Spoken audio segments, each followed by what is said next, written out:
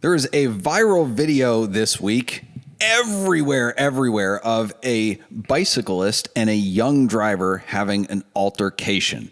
And I'm sure you've seen it. If not, well, go look it up. Gary Peacock, a 73-year-old man in Park City, Utah, was riding his bicycle, and young man Pierce Kempton drove by him in his Subaru on the way to the skate park. This is Park City, Utah. Man, there's so many stereotypes being fulfilled here.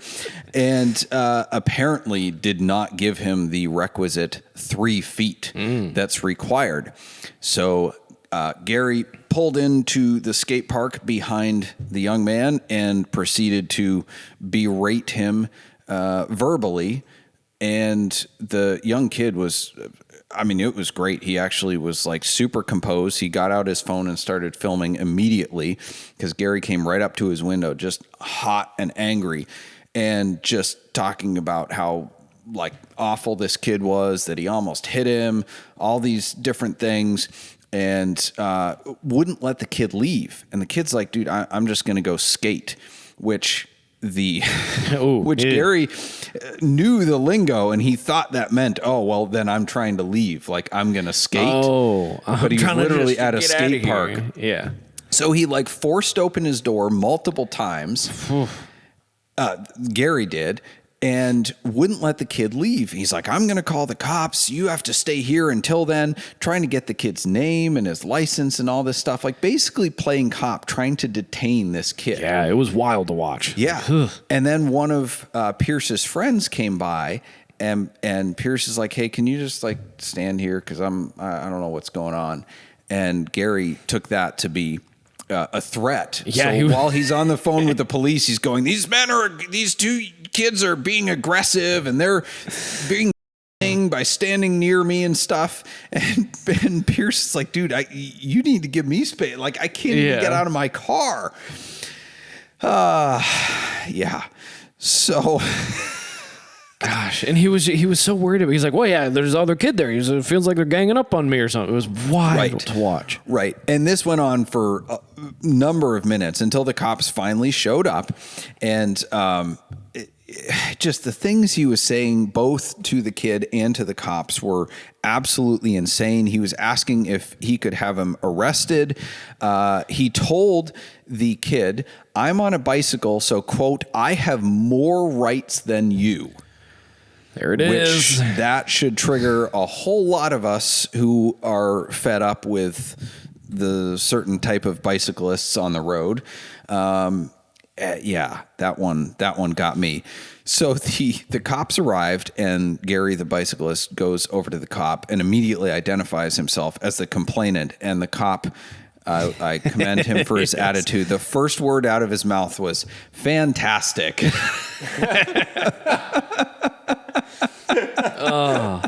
And you're going to get into it. I just got to say, I was so happy to see a video on the internet of like, this cop did a great job. I think he de-escalated the situation. He kept everybody separate. Like I'm so used to like so many people trying to be inflammatory one way or the other about cops, that this was just somebody doing his job and kind of fed up with what was going on. Right. He was like, oh, like you just know he's going to go back to the station and like, I don't know. Honestly, Gary kind of like reminded me of the typical like angry sheriff that escalates the situation and doesn't do his job and ends up getting the department sued. But, the cop that showed up was, super professional, separated them, got the stories. And Gary was, just when Gary was talking to the cop, right? So we watched the kid's video that he took. Then you watch the body cam. And Gary is just lying through his teeth. He's completely inconsistent in what he's telling the cop in terms of what happened, and just even his complaints. He's asking if he could have the kid arrested, and the cop's like, on your testimony? Like, what? Yeah. No. And he's all over the place. He like can't keep his story straight. He's like referencing other things. Like he's not ever talking about what actually happened. Yeah. He's just talking about how upset he is with the kid. Yeah. So then the cop goes, talks to the kid, watches the kid's phone of actually happened, And the cop just kind of like starts laughing. He goes back to Gary and tells him what Gary did. He's like, dude, you forced open his door multiple times. No, I didn't. He's like, I watched the video. And so anyway, poetic justice happened. And Gary, the old man, was issued a ticket, misdemeanor for disorderly conduct. And he was so mad. He was so mad. And he then said, like, well, what if I apologize? Nope. Which I'm like, dude, that's not a real apology at that point. That is literally, I don't want this consequence, so I want to go apologize to try to get out of it. At no point up until that point did he want to make an apology. Nope. That is not an apology. I have an 8-year-old boy. We're trying to teach him this. Like, that's not a real apology. It's like this guy could use a bit of a refresher course. Yes. Yeah. The dash cam was submitted. So the kid also got a $130 ticket for whatever the violation was, being too close to, I think, a vulnerable vehicle or something like that. And he submitted the dash cam, and the prosecutor immediately dropped the charges and emailed him like, yep, this is totally exculpatory. So you're good. Nice. You're cleared. So he did not get a ticket, which he didn't do anything wrong, obviously. And, you know, the whole internet world got to witness this instant karma, right? So satisfying. So satisfying. Was that where Schadenfreude, I think, is the German word for joy at someone else's misfortune or something like that? Like, ooh, it was so good. That was so good. But we want to talk about a few things here, right? We don't need to, that was just a summary of what happened. You can watch the video yourself. It is absolutely worth wasting 45 minutes to watch it. It's so good. First of all, Gary Peacock, what an absolutely apropos name, right? My goodness. Oh, yes. Whew. Yes. It was noted in one article that Gary Peacock was a millionaire, which, duh, he's in Park City. You have to be to live there. But a lot of people suggested that this kid should file a civil lawsuit against Gary, which I just want to say right off the bat, please, no. That is the worst idea. As soon as you do that, you're becoming the Karen that everybody's ticked at Gary for being, right? Like, yes. I think back to the French Revolution. And when that happened, the oppressed became the oppressors, right? They overthrew the ruling class and then like didn't stop there. It didn't become equitable anymore. Then they just would like murder people just because they were wives or children or anybody associated with that class. And the saying came out of that, don't become that which you hate. And if this kid files a civil lawsuit against Gary, that is becoming that which you hate. There's absolutely no reason. You're not emotionally scarred because this guy, you know, was angry at you for 10 minutes or whatever. Like, you got your justice. Yes. Gary has already, like, if anything, Gary should file a lawsuit against himself for defamation of character, right? He's already punished himself enough, and let it go, right? Enjoy the moment, laugh at it. I will be really upset with this kid if he files a civil lawsuit. Not that he cares what I think. No, but it's like justice was served. The system worked. Let's celebrate that. Enjoy the moment, like you said, and just kind of move on. There's no reason to continue it. It's just, it's so happy to have it end like this. Yes. Yeah. But I think a lot of us love this, right? Because we are all tired of bikers wanting equal or special rights, as Gary thought, you know, he was entitled to. This whole share the road mentality, but then violating all the laws that are in place to keep them safe. Just 2 days ago, I saw a bicyclist blow through a stop sign at a 4-way stop and like make a turn and cross the road, and they were riding on the wrong side of the road. Yeah. It was. Yeah, it is wild. And again, it's one thing if you're going to do that. It's another thing if you're then going to, as the biker, get mad at every car that's slightly too close to you or doesn't give you a full lane to pass or any number of these things. And then you are just completely ignoring all of the rules.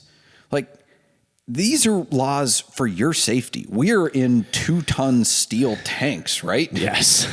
You do not win. I don't know what what you think you have. You don't win. You might win the civil lawsuit, but we're gonna, like, you're going to get wheeled into the courtroom. So, and like, I got nothing against bikers. A lot of my friends do it seriously, and I respect them. And, you know, the guys that I see like stop at the stop signs and act as if they are a car, I want to get out and give them a high five.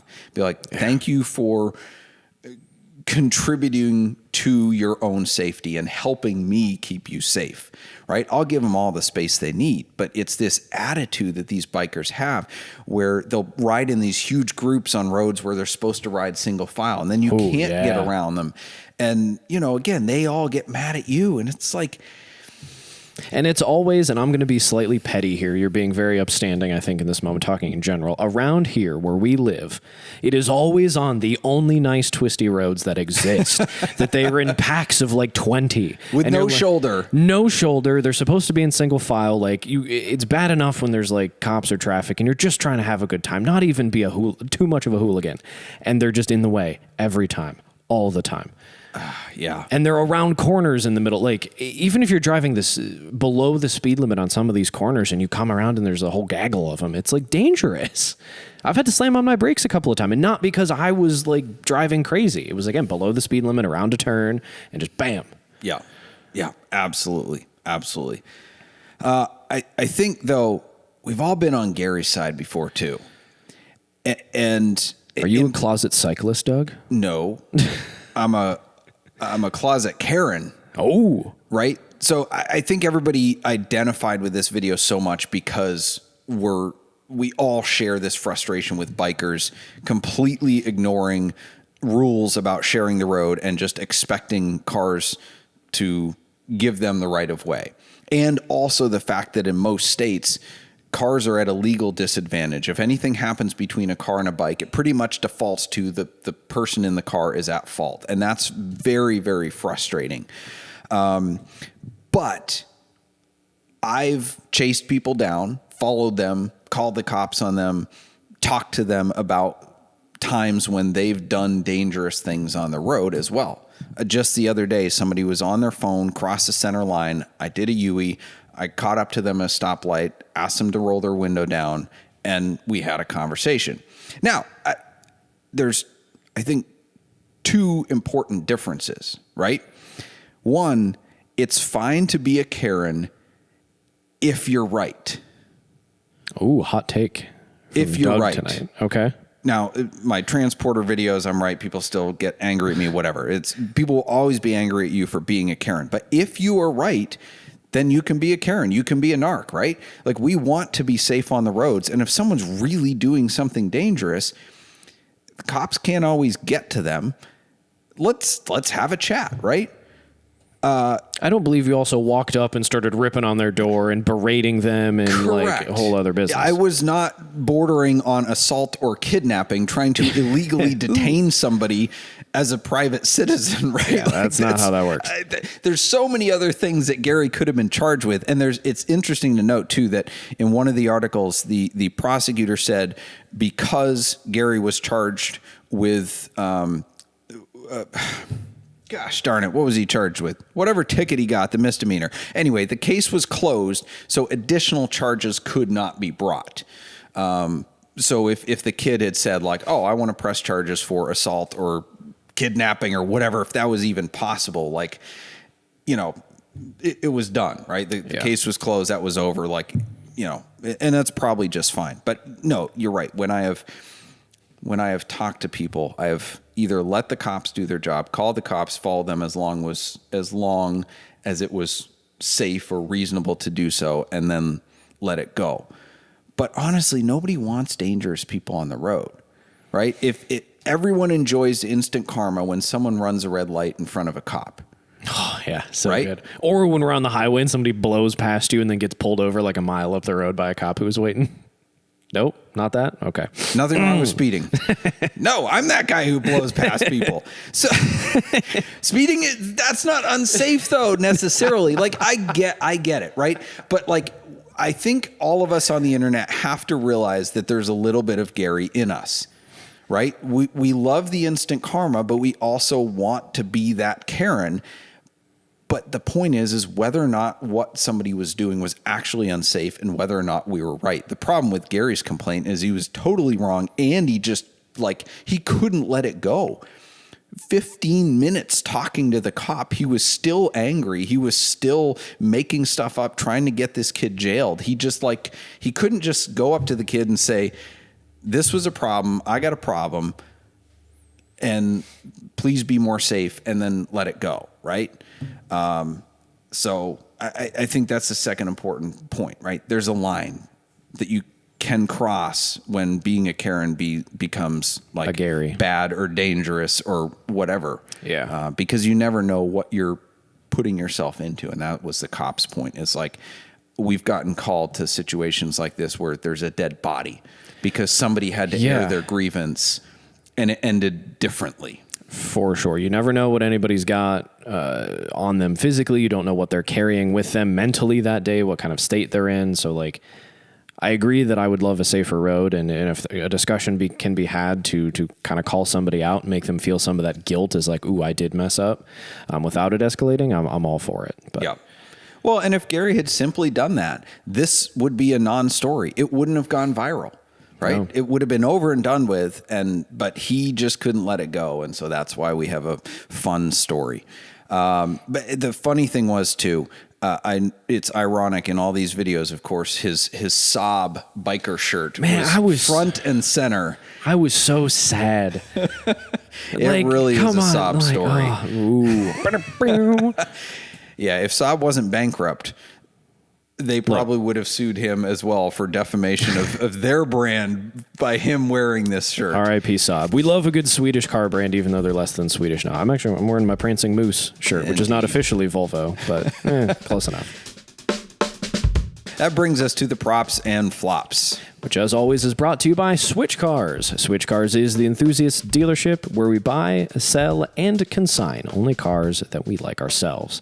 Check out our handpicked inventory at switchcars.com and mention Switchcast for special pricing. Find more information at switchcars.com or come visit our showroom in beautiful Twinsburg, Ohio. Doug, what do we got for our pick of the week? 1983 Chevrolet K10 4x4 Silverado in excellent original condition, two-tone, and 12,000, we believe, original miles. This thing is a time capsule. That's nuts. Pretty awesome. Yep.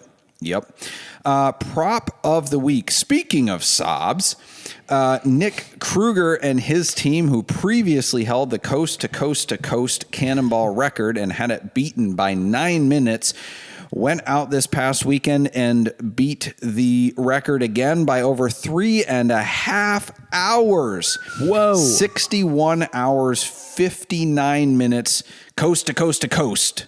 Double cannonballs, ball. Yeah. So they were stinking hauling. 2 other records were set this past couple weekends. There was a 30-hour, 1-minute rental car record. Boy, what they would do for 2 minutes off their time. So close. Yes, the EV record was set again. It's not officially been released yet, but it is finally under 40 hours. It's the first EV record under 40 hours, but it is still 1 minute slower than a time set by a short bus. So, we're not there yet, EV technology. Context is important. Yes. And of course, the coast-to-coast-to-coast record was about 17 records all in one, right? So they, with all these nuanced records, speaking of Swedish cars, so they did set the Swedish car record.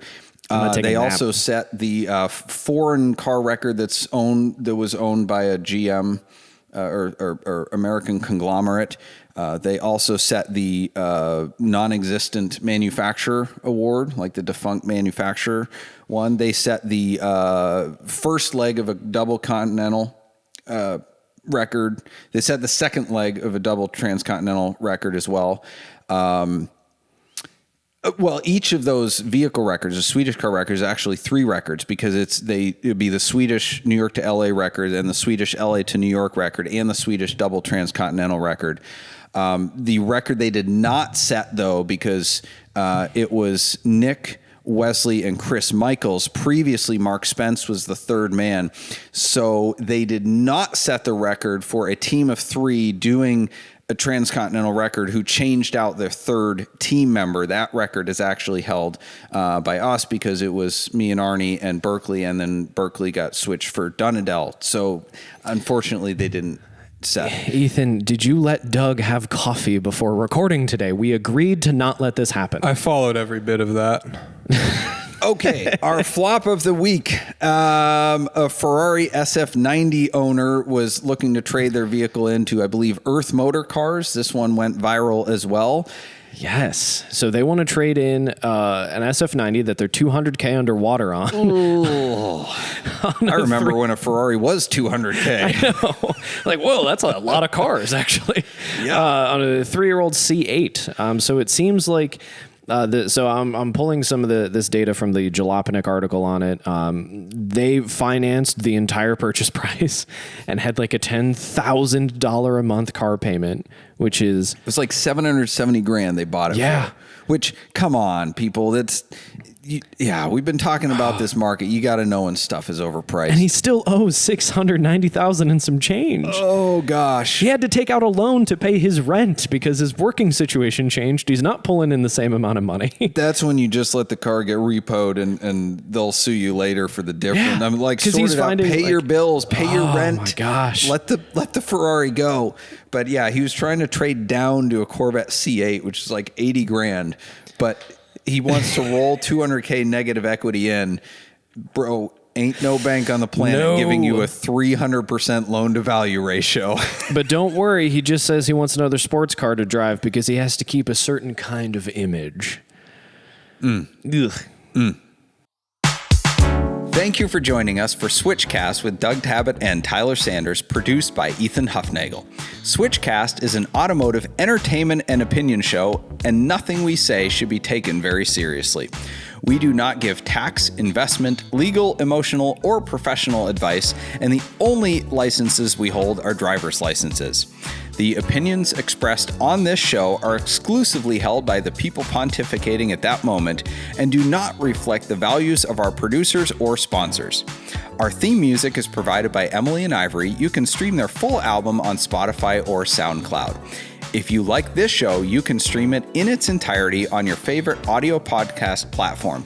Check out switchcast.live for more info.